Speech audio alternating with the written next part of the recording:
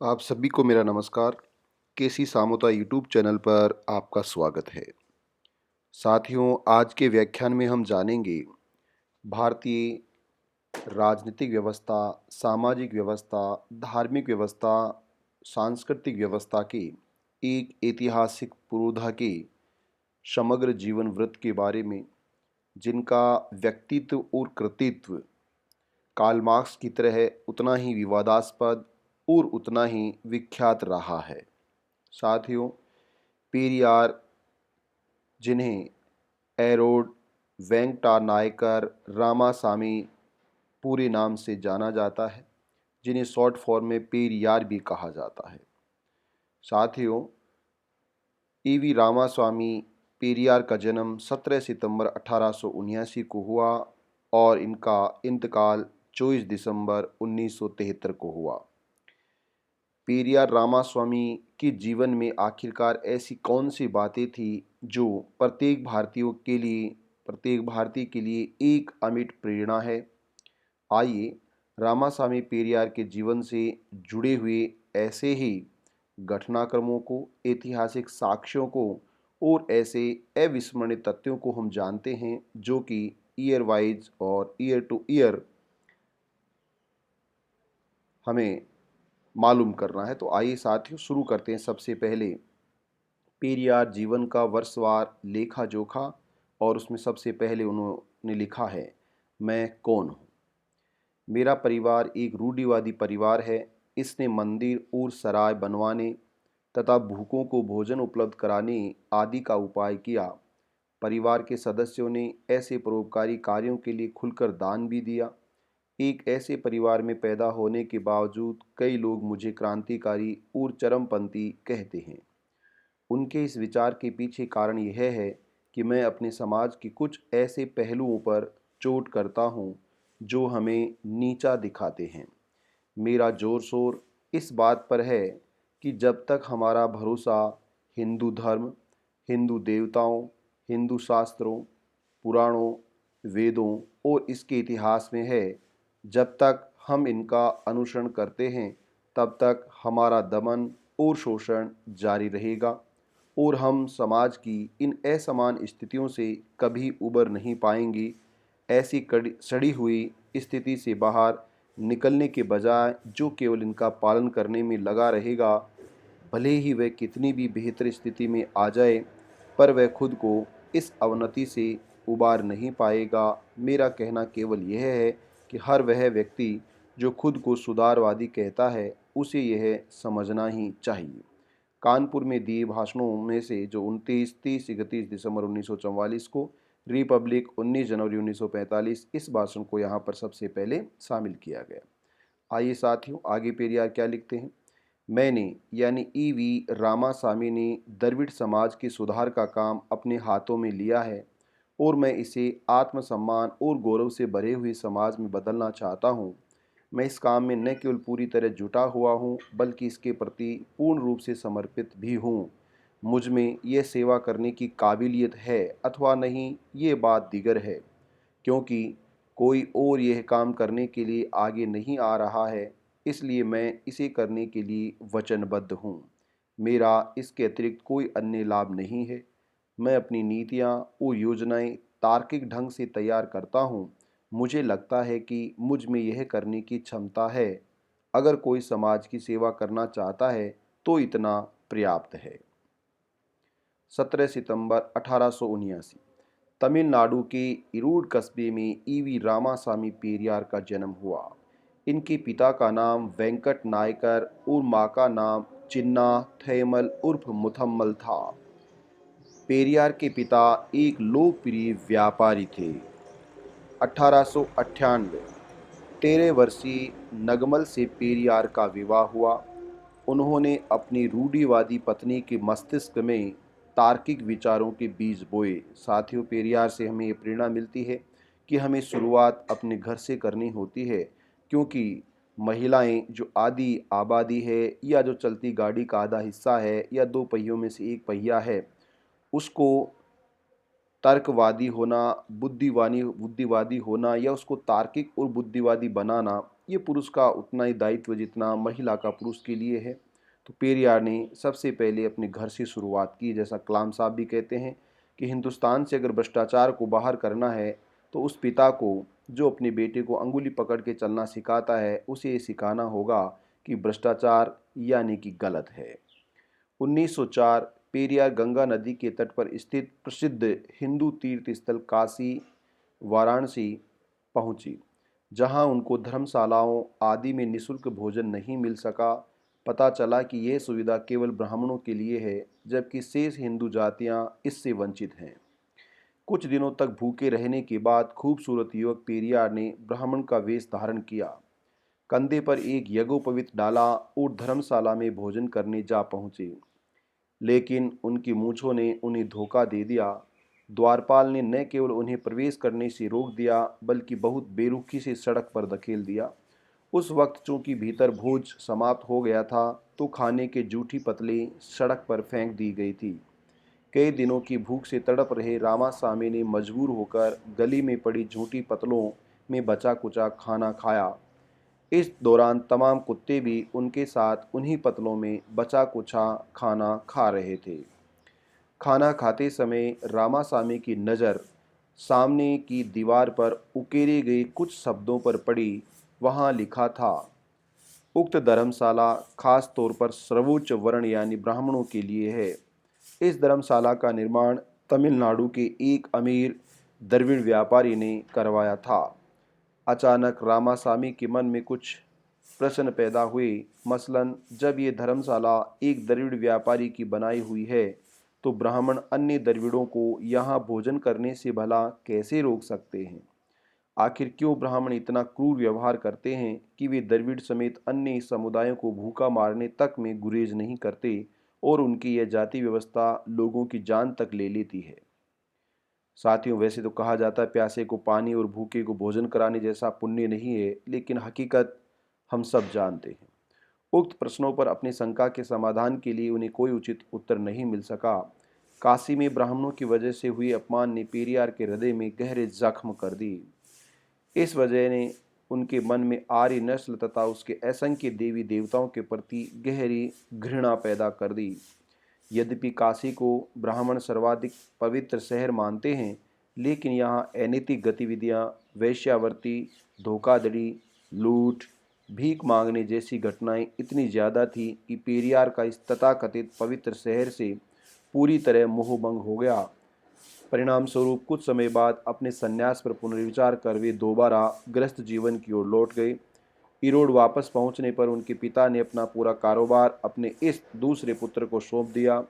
उन्होंने अपने सबसे बड़े व्यापारिक प्रतिष्ठान का नाम रखा ईवी रामास्वामी नायकर मंडी। 1905 और उसके बाद निस्वार्थ समाज सेवा की ओर पेरियार का रुख होता है। ईवी रामास्वामी ईरोड के जाने माने उद्योगपति तो थे ही, इसके अलावा उन्होंने निस्वार्थ समाज सेवा करते हुए भी सार्वजनिक जीवन में अपना स्थान बनाया। एक उल्लेखनीय घटना इस प्रकार है। एक बार ईरोड में प्लेग की घातक और संक्रामक बीमारी फैली। सैकड़ों लोग मारे गए और हजारों लोग अपनी जान बचाने के लिए वहां से भाग खड़े हुए। लेकिन रामास्वामी ने अन्य अमीर व्यापारियों की तर्ज पर अपनी जन्मभूमि नहीं छोड़ी। प्लेग के संक्रमण से भयभीत होकर संतानों और करीबियों द्वारा त्याग दिए गए शवों को उन्होंने खुद शमशान पहुंचाया, ताकि उनका अंतिम संस्कार हो सके। ईरोड की बाजार स्ट्रीट के व्यापारियों पर उनका जबरदस्त प्रभाव था। उन्होंने अपनी निष्पक्षता और सही निर्णय लेने की क्षमता की मदद से व्यापारियों के कई विवाद सुलझाए। अपनी युवावस्था में तमिल विद्वान पंडित शिरोमणि अयोतिथास से प्रभावित थे, जो अपने तर्कों और बौद्ध सिद्धांतों की मदद से जाति व्यवस्था और ब्राह्मणवादी हिंदू धर्म की जमकर आलोचना करते थे।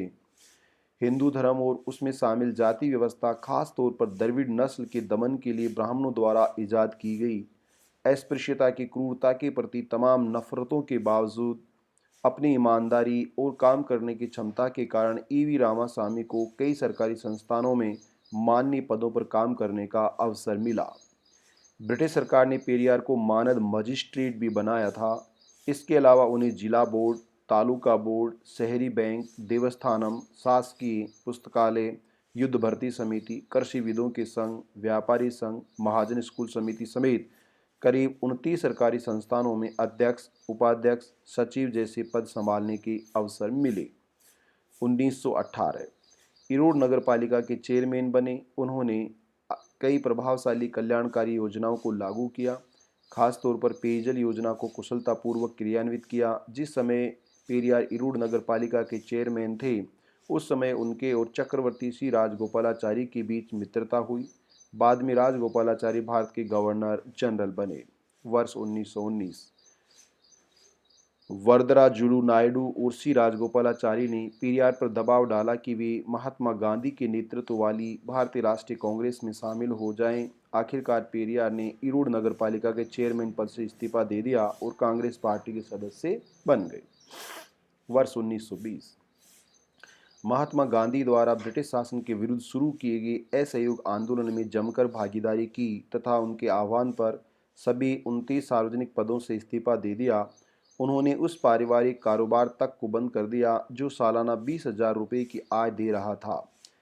यह वह समय था जब एक स्वर्ण मुद्रा का मूल्य 10 रुपये से अधिक नहीं था। उन्होंने इरोड़ में पहली बार लगी धारा 144 का उल्लंघन किया और दुकानों के बाहर धरना देने के कारण गिरफ्तार किए गए। पेरियार ने गांधी को अपना नेता स्वीकार किया और उन पर भरोसा किया। इस तरह एक सच्चे अनुयायी के रूप में वे गांधी के कहे हर शब्द का पालन करते थे। ऐसा ही एक उदाहरण हाथ से खादी का कपड़ा बुनना। जैसे ही गांधी की ओर से खादी के कपड़े पहनने का निर्देश जारी हुआ, पेरियार ने तत्काल अपने महंगे विदेशी वस्त्र त्याग दिए और खादी पहनना शुरू कर दिया। इतना ही नहीं, उन्होंने अपने परिवार के सभी सदस्यों को भी केवल खादी के कपड़े पहनने पर मजबूर किया, जिनमें उनकी 80 वर्ष की मां भी शामिल थी। जीवन के अब तक के सुखों को त्याग कर उन्होंने हर पहलू में सादगी को अपना लिया। शराब 1920 में शराबबंदी की नीति पर पहली बार पेरियार के घर पर ही विचार किया गया था। जब गांधी इरोड़ आए और उनके आवास पर रुके तो उनकी पत्नी नगमल और उनकी बहन कनम्मल ने उन्हें बताया कि कैसे शराब पीने वाले लोग अपनी पत्नियों को बुरी तरह प्रताड़ित करते हैं। इन महिलाओं ने काफ़ी जोर दिया कि शराबबंदी की नीति तैयार की जानी चाहिए। उन्होंने इस संबंध में विरोध प्रदर्शन शुरू करने का अनुरोध भी किया। गांधी ने इस उपयोगी सलाह को एक बार में ही स्वीकार कर लिया। उन्होंने घोषणा की कि कांग्रेस पार्टी के लोगों को देश भर में ताड़ी की दुकानों के सामने प्रदर्शन करना चाहिए और ब्रिटिश सरकार से ये मांग करनी चाहिए कि वह शराबबंदी लागू करे। गांधी ने शराबबंदी को लेकर जो निर्देश दिए उनका पालन करते हुए पेरियार ने अपने विशाल प्रांगण में से ताड़ के 500 वृक्ष कटवा दिए। उनसे इनसे ताड़ी निकाली जाती थी। ये उनकी प्रतिबद्धता की एक वानगी भर है। वर्ष 1921 इरोड़ में पेरियार ने प्रदर्शनकर्ताओं का नेतृत्व किया और ताड़ी की दुकान के सामने धरना दिया। उनको गिरफ्तार किया गया और 1 महीने की कैद की सजा सुनाई गई। वर्ष 1922 उनकी पत्नी नगमल और बहन कनमल भी इस आंदोलन में शामिल हो गई और उन्होंने शराब की दुकानों के सामने धरना प्रदर्शन करने वाली महिलाओं का नेतृत्व किया। जब कांग्रेस को की शीर्ष पंक्ति के कुछ नेताओं ने महात्मा गांधी से प्रदर्शन रोकने का आग्रह किया तो उन्होंने गंभीरतापूर्वक कहा कि ये फैसला लेना उनके हाथ में नहीं है, बल्कि इरोड़ की 2 महिलाओं के हाथ में है। उनका इशारा पेरियार की पत्नी और बहन की ओर था। उसके बाद पेरियार तमिलनाडु कांग्रेस कमेटी के अध्यक्ष बने।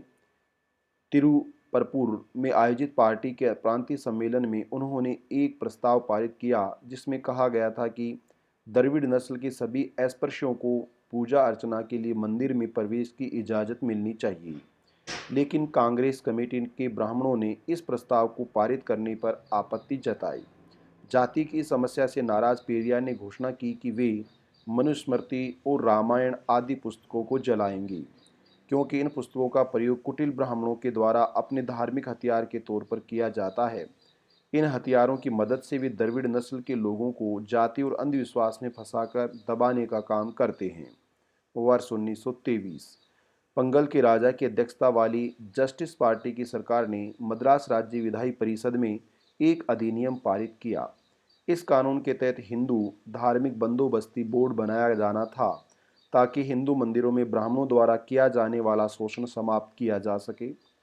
हालांकि पेरियार कांग्रेस के नेता थे, लेकिन फिर भी उन्होंने जस्टिस पार्टी सरकार के कानून का समर्थन किया, इसलिए क्योंकि वे सामाजिक न्याय के पक्षधर थे। और हिंदू आर्यों द्वारा प्रताड़ित द्रविड़ नस्ल की शिक्षा, रोजगार तथा आर्थिक अधिकारों को लेकर खासे चिंतित रहा करते थे। सामाजिक न्याय के योद्धा के रूप में वर्ष 1924 पेरियार ने जस्टिस पार्टी सरकार के उन प्रयासों की सराहना की जिनके तहत वह शिक्षा और रोजगार के लिए सरकारी आदेश के जरिए जाति के आधार पर आरक्षण चाह रही थी। ब्राह्मण अस्पृश्यता जैसी क्रूर व्यवस्था का प्रयोग द्रविड़ों के दमन के लिए करते आए थे। पेरियार ने इस व्यवस्था को खत्म करने के लिए केरल के वॉयकोम कस्बे में विरोध प्रदर्शन का आयोजन किया। ऐसा उन्होंने सरकार के कायदे की अवमानना करते हुए किया था। वोइकोम एक धार्मिक शहर था, लेकिन वहाँ इडवा समुदाय समेत किसी भी निचले तबके के व्यक्ति को मंदिर के आसपास की गलियों में चलने तक की इजाज़त नहीं थी। कांग्रेस पार्टी के लोगों ने इसके खिलाफ सत्याग्रह का आयोजन किया। उन्होंने पेरियार से अनुरोध किया कि वे तमिलनाडु से आएं और इस सत्याग्रह का नेतृत्व संभालें। पेरियार ने ऐसा ही किया। उनको गिरफ्तार करके जेल भेज दिया गया। इस मामले में उनको 2 बार जेल की सजा हुई। दूसरी बार उनको 6 महीने की सजा सुनाई गई। सत्याग्रह पूरे 1 साल चला। इसके बाद इन गलियों को अस्पृश्यों के लिए खोल दिया गया। ये सामाजिक बलिदान की और मानव अधिकारों की एक साहसिक लड़ाई थी जिसमें जीत मिली। पेरियार को वायकोम के नायक की उपाधि से नवाजा गया। साथियों, 100 साल हो गए वायगोम सत्याग्रह को। 11 सितंबर 1924 पेरियार को पहले भी खादी के कपड़ों की वकालत और विदेशी वस्तुओं के बहिष्कार के लिए जेल की सजा हुई थी।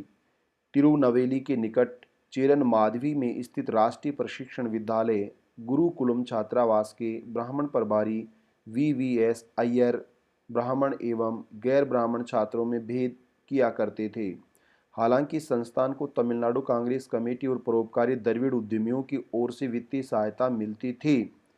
ब्राह्मण छात्रों को लेकर अय्यर के जातिवादी रुझान और इसकी वजह से द्रविड़ छात्रों को होने वाली दिक्कतों से पेरियार अत्यंत क्रोधित हुए। अंततः इस समानतावादी नेता ने तमिलनाडु कांग्रेस कमेटी के सचिव पद से त्यागपत्र दे दिया। इसके बाद पेरियार को तमिलनाडु कांग्रेस कमेटी का अध्यक्ष बना दिया गया। उन्होंने नवंबर 1924 में तिरुवन्नमलई में आयोजित कांग्रेस के प्रांतीय अधिवेशन में ये पद ग्रहण किया। वर्ष 1920 के बाद से वे लगातार कांग्रेस के सम्मेलनों में ऐसे प्रस्ताव पेश कर रहे थे जिनमें सरकारी नौकरियों और शिक्षा के क्षेत्र में गैर ब्राह्मणों या द्रविड़ों को आरक्षण देने की मांग की जा रही थी। उनकी कोशिश थी कि इस तबके के लोगों को जीवन के हर क्षेत्र में उच्च पदों पर लाया जा सके और वे ब्राह्मणों से समानता हासिल कर सके। इसी तरह उन्होंने तिरुवन्नमलई कांग्रेस सम्मेलन में भी समानता प्रस्ताव रखा, लेकिन ब्राह्मणों ने उसे पारित नहीं होने दिया। इससे पहले तिरुनवेली 1920, तंजावुर सम्मेलन 1921, तिरुपुर सम्मेलन 1922 और सलेम सम्मेलन 1923 में ऐसा हो चुका था। सलेम में एक सार्वजनिक आयोजन में बोलते हुए पेरियार ने चेतावनी दी थी, जब तक ब्रिटिश शासन में गैर ब्राह्मणों को सामुदायिक प्रतिनिधित्व नहीं मिल जाता है, तब तक ब्राह्मणों का वर्चस्व समाप्त नहीं होगा और द्रविड़ नस्ल को यूं ही ब्राह्मणोक्रेसी यानी ब्राह्मणवाद की बोझ के तले दबे रहना होगा। द हिंदू शताब्दी विशेष पृष्ठ क्रमांक 337। इस तरह उन्होंने एक नया शब्द भी गढ़ा। 2 मई 1925 पेरियार कुदी आरसू नाम से एक तमिल साप्ताहिक पत्रिका का प्रकाशन किया करते थे, जिसके संपादन का भार भी उन्हीं पर था। इसका उद्देश्य द्रविड़ समुदाय के लोगों को ब्राह्मणों की क्रूर जाति व्यवस्था और हिंदू धर्म के अंधविश्वासों के कारण होने वाले दमन के प्रति जागरूक करना तथा उनमें आत्मसम्मान का भाव पैदा करना था। कुदी आरसू का पहला अंक तमिल भाषा के जाने माने धार्मिक विद्वान एवं प्रख्यात वक्ता तिरुतिर्रीपल्लियार ज्ञानीयार स्वामीगल ने जारी किया। नवंबर 1925 एक बार फिर कांचीपुरम में कांग्रेस सम्मेलन का आयोजन हुआ, जिसकी अध्यक्षता महान तमिल लेखक, संपादक, वक्ता और मजदूर नेता तिरुवी कल्याण सुंदरम TVKS कर रहे थे। पेरियार ने यहाँ भी गैर ब्राह्मणों का सामुदायिक प्रतिनिधित्व सुनिश्चित करने को लेकर प्रस्ताव पेश किया। हमेशा की तरह धूर्त ब्राह्मणों ने उसे पारित नहीं होने दिया। इस बात से नाराज पेरियार ने कांग्रेस पार्टी और उस पदानुक्रम का त्याग कर दिया जिस पर पूरी तरह ब्राह्मणों का कब्जा और दबदबा था। कांग्रेस से नाता तोड़ते वक्त पेरियार ने जोरदार ढंग से कहा कि उनका भविष्य का काम होगा पार्टी में हर तरीके से ब्राह्मण राज को खत्म करना। सम्मेलन से उनके हटते ही पार्टी में प्रथम पंक्ति के तमाम नेता और स्वयंसेवक भी उनके साथ पार्टी छोड़कर चले गए। उसी कांचीपुरम कस्बे में पेरियार ने गैर ब्राह्मणों का एक समानांतर सम्मेलन आयोजित किया। अपने भाषण में उन्होंने कहा कि द्रविड़ों और आर्यों के बीच नस्ली पहचान का अंतर हमेशा से बल्कि पुरातन काल से रहा है और कांग्रेस पार्टी में इसकी मौजूदगी से भी इनकार नहीं किया जा सकता है। इसलिए उन्होंने इस बात पर जोर दिया कि द्रविड़ लोगों को अपनी नस्ल के आत्मसम्मान, अपनी भाषा और अपनी उस संस्कृति की रक्षा करनी चाहिए जिसे ब्राह्मणों के रसूख, उनकी जाति व्यवस्था और हिंदू धर्म के अंधविश्वास ने कमतर कर दिया है। पेरियार ने सन 1925 में कांग्रेस पार्टी से बाहर निकलने के बाद आत्मसम्मान आंदोलन की शुरुआत की। वर्ष 1926 उन्होंने तमिलनाडु में तथा कई अन्य स्थानों पर गैर ब्राह्मण सम्मेलनों में हिस्सा लिया और अपने आत्मसम्मान अभियान के सिद्धांतों का प्रचार प्रसार किया। उनकी कोशिश द्रविड़ नस्ल को जागरूक करने की थी ताकि उनको ब्राह्मणों की दासता से मुक्त किया जा सके। 1927 पेरियार ने बंगलुरु में कांग्रेस नेता मोहनदास करमचंद गांधी से मुलाकात की और उनसे जोर देकर कहा कि जब तक जहर फली जाति व्यवस्था यानी वर्णाश्रम धर्म को खत्म नहीं किया जाता है, तब तक ब्राह्मणों द्वारा जबरदस्त तरीके से व्यवहार में लाई जाने वाली अस्पृश्यता को खत्म नहीं किया जा सकता है।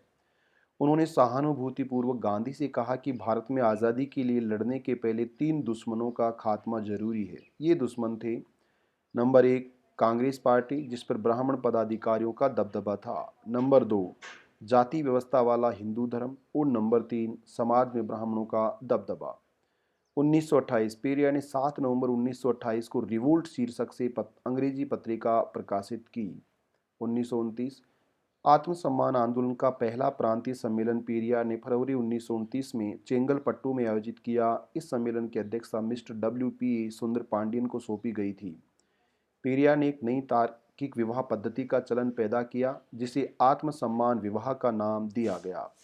इस विवाह समारोह के दौरान सभी धार्मिक रीति रिवाज तथा ब्राह्मणों द्वारा मंत्रोच्चार पूरी तरह प्रतिबंधित थे। नवविवाहित जोड़ी के लिए एक दूसरे को माला पहनाना व मातृभाषा में विवाह की शपथ दोहराना पर्याप्त था। इस तरह के विवाह में फिजूल खर्ची की कोई जगह नहीं थी क्योंकि इसे बहुत सादगी से निपटाना था। पेरियार ने अपनी सुधरी हुई विवाह प्रथा में इन तमाम शर्तों को शामिल किया था। इस नई वैवाहिक व्यवस्था में उन्होंने शादी को धर्मनिरपेक्ष बनाया। किसी भी धर्म का कोई भी व्यक्ति शादी करा सकता था। केवल वर एवं वधू को एक दूसरे को माला पहनानी थी, एक दूसरे का पति पत्नी होने की घोषणा करनी थी। इस नई वैवाहिक व्यवस्था के अलावा पेरियार ने अंतरजातीय विवाह तथा विधवा विवाह को भी बढ़ावा दिया। साथियों, ऐसी ही व्यवस्था महात्मा ज्योतिबा फुले के द्वारा सत्य शोधक समाज की स्थापना के माध्यम से की गई थी। 1930 पेरियार ने इरोड में आत्मसम्मान आंदोलन के दूसरे प्रांतीय सम्मेलन का आयोजन मिस्टर MR जयकर की अध्यक्षता में किया। पुणे निवासी जयकर एक तर्कवादी नेता थे। इस दौरान युवा सम्मेलन, महिला सम्मेलन, शराबबंदी सम्मेलन, तमिल संगीत सम्मेलन आदि का आयोजन भी किया गया। उन्होंने देवदासी प्रथा के खात्मे से संबंधित विधेयक का सक्रिय समर्थन किया। इस व्यवस्था के तहत उस एक खास समुदाय की युवा लड़कियों को अलग कर दिया जाता था जो हिंदू मंदिरों में नृत्य करती थी। डॉक्टर मुथु लक्ष्मी रेड्डी नामक एक महिला सुधारक ने एक विधेयक पेश किया जिसे मद्रास विधान परिषद में पारित कर दिया गया। हालांकि जातिवादी ब्राह्मण नेताओं ने इसका जमकर विरोध किया। साथ ही एक प्रथा थी जिसके तहत महिलाएं देवदासी यानी देवता की दासी के रूप में मंदिर में रहती थी और उसका शारीरिक शोषण पुजारियों के द्वारा किया जाता था। लंबे समय तक ये प्रथा दक्षिण भारत में रही। जून 1932 इंग्लैंड में पेरियार ने श्रमिकों की एक विशाल सभा संबोधित की जिसमें 50,000 से अधिक लोग शामिल थे। उन्होंने तार्किकता और समाजवाद पर अपने सिद्धांतों को स्पष्ट किया। 28-29 दिसंबर 1932 महान विचारक कामरेड M सिंगारवेलू ने एरोड में पेरियार के आवास पर एक समाजवादी कार्यक्रम का मसौदा तैयार किया जिस पर हुई चर्चा में आत्मसम्मान आंदोलन के अनुयायियों ने भी हिस्सा लिया। 1932 सोवियत संघ का दौरा किया तथा समूची तमिलनाडु में कई बैठकों को संबोधित किया। समाजवाद की इरोड योजना का प्रचार किया। मई 1933 पेरियार की प्रिय पत्नी श्रीमती EV रामासामी नगमल का निधन हो गया और उनका अंतिम संस्कार अगले दिन किया गया। 12 मई 1933 को अंतिम संस्कार के तत्काल बाद वह तिरुचिरापल्ली के लिए निकल गए। वहां उन्होंने अंतरधार्मिक ईसाई आत्मसम्मान विवाह समारोह का आयोजन किया। इस दौरान उन्होंने धारा 144 का उल्लंघन किया और उनको गिरफ्तारी देनी पड़ी। 1933 ब्रिटिश सरकार ने तमिल साप्ताहिक कुदी आरसू को प्रतिबंधित कर दिया। एक अन्य पत्रिका पुरात की क्रांति का प्रकाशन पेरियार ने किया। वर्ष 1935 पेरियार ने जस्टिस पार्टी को और अधिक समर्थन देना शुरू कर दिया। पार्टी ने जून 1935 को तमिल साप्ताहिक पत्र विदुथलई का प्रकाशन शुरू किया। इसका भार पेरियार पर आया, जिन्होंने 1 जनवरी 1937 से विदुथलई को तमिल दैनिक के रूप में प्रकाशित करना आरंभ कर दिया। 12 जनवरी 1935 से पेरियार द्वारा तमिल भाषा की लिपि में किए गए सुधार उनके द्वारा प्रकाशित सभी पुस्तकों और समाचार पत्रों में लागू कर दिए गए। 1940 उन्होंने बॉम्बे में डॉक्टर बी.आर. अम्बेडकर और मोहम्मद अली जिन्ना से मुलाकात की। Mister C.N. अन्नादुरई, उन्हें स्नेह से अन्ना कहा जाता था, उनके साथ हो गई। जब श्री राजगोपालाचारी के मंत्रालय ने इस्तीफा दिया तो पेरियार को वैकल्पिक मंत्रालय बनाने का निमंत्रण दिया गया, क्योंकि वे जस्टिस पार्टी के निर्वाचित नेता थे। उन्होंने तिरुवरूर सम्मेलन में अलग द्रविड़ नाडु की मांग की, ताकि द्रविड़ नस्ल को बचाया जा सके। साथ ही तमिल भाषा को हिंदी और उत्तरी भारतीय हिंदू पूंजीपतियों के दबदबे से बचाया जा सके। वर्ष 1944 27 अगस्त 1944 को सलेम में आयोजित जस्टिस पार्टी के प्रांतीय सम्मेलन पार्टी का नाम द्रविड़ कड़गम रख दिया गया, ताकि ये पूरी तरह उस सामाजिक क्रांतिकारी आंदोलन को परिलक्षित कर सके जिसका लक्ष्य था ब्राह्मणों द्वारा दमित द्रविड़ नस्ल का उद्धार। वहां यह घोषणा भी की गई कि पार्टी चुनाव नहीं लड़ेगी और न ही ब्रिटिश सरकार द्वारा दिए जाने वाले अलंकरण स्वीकार करेगी। वर्ष 1946 मदुरै में वैगई नदी के तट पर प्रसिद्ध काली कमीज सम्मेलन का आयोजन किया गया। रेत पर हो रहे इस आयोजन के दौरान ब्राह्मणों द्वारा भड़काए गए गुंडों ने पांडाल को आग लगा दी और पेरियार तथा उनके साथी पूरा दिन उसी में फंसे रहे। 15 अगस्त 1947 15 अगस्त 1947 को जब पूरा भारत और पूरा विश्व भारत की आज़ादी का जश्न मना रहा था, तब पेरियार ने एक साहसिक घोषणा करते हुए कहा कि यह तमिलों के लिए शोक का दिन है। उन्होंने कहा कि भारत की आज़ादी कुछ और नहीं, बस ब्रिटिशों से ब्राह्मणों और बनियों के हाथों सत्ता हस्तांतरण है। 14 सितंबर 1947 द्रविड़ नाडु को अलग करने संबंधी एक सम्मेलन का आयोजन कडलूर कस्बे में आयोजित किया गया। 1948 काली कमीज स्वयंसेवक कोर को प्रतिबंधित कर दिया गया। 18वें द्रविड़ कड़गम राज्य सम्मेलन का आयोजन तूतीकोरन में 8 और 9 मई 1948 को पेरियार की अध्यक्षता में किया गया। इस अवसर पर जाति और धर्म से परे पेरियार के हजारों समर्थक जुटे। पेरियार और मिस्टर C.N. अन्नादुरई ने चेन्नई में मराई मलाई अधिगलार तमिल शुद्धता के नेतृत्व में आयोजित हिंदी विरोधी स्वयंसेवकों के सम्मेलन में हिस्सा लिया। 30 जनवरी 1948 को महात्मा गांधी को नई दिल्ली में प्रार्थना सभा के दौरान मराठी ब्राह्मण नाथूराम गोडसे ने गोली मार दी। पेरियार ने तमिलनाडु में आयोजित बैठकों में इसकी निंदा की। उन्होंने सुझाव दिया कि भारत का नाम गांधी राष्ट्र यानी गांधी नाडु रख दिया जाए। उन्होंने गांधी की शहादत को याद कर रखने के लिए गांधी धर्म नामक नया धर्म चलाने का सुझाव भी दिया।